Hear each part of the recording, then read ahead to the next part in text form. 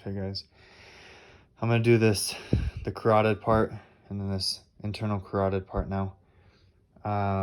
These are just summaries of what I think is important. Obviously, I'm leaving stuff out, but hopefully it helps. So this is just the common carotid that comes off of both left and right side.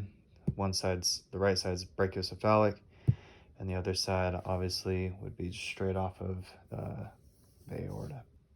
Okay, so here's a common carotid. It splits and turns into the external carotid, which really isn't important for this whiteboard. And then the internal carotid. The only reason why you need to write the external carotid on here is because right at the joint where it bifurcates, you have the carotid body. And that's where the chemoreceptors are.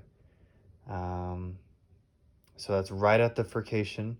And after the furcation, just barely after, within the internal carotid artery is the sinus. And the sinus has baroreceptors. So the sinus has baroreceptors for pressure, and the body has chemoreceptors. So those are just the differentiations. It does not branch in the neck, which is something unique about it. And that bifurcation is around C3. Okay.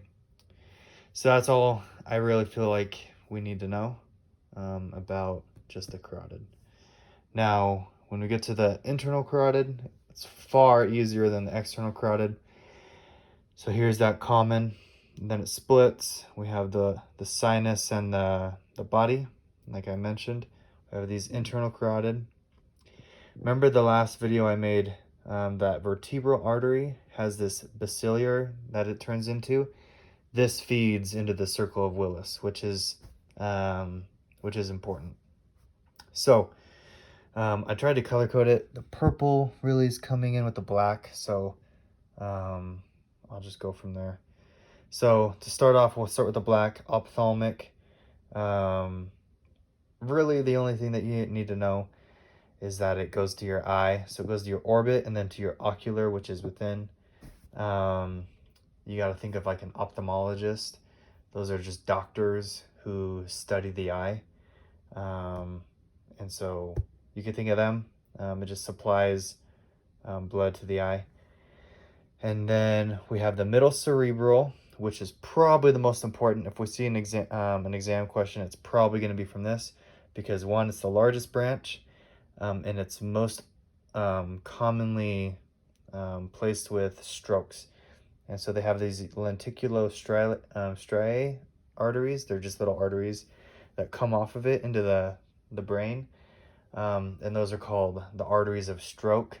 But during one of our synchronous meetups, she said that at any point it could be on the main branch of the middle cerebral, and it still would cause a stroke. So it's not like it has to happen in those little ones.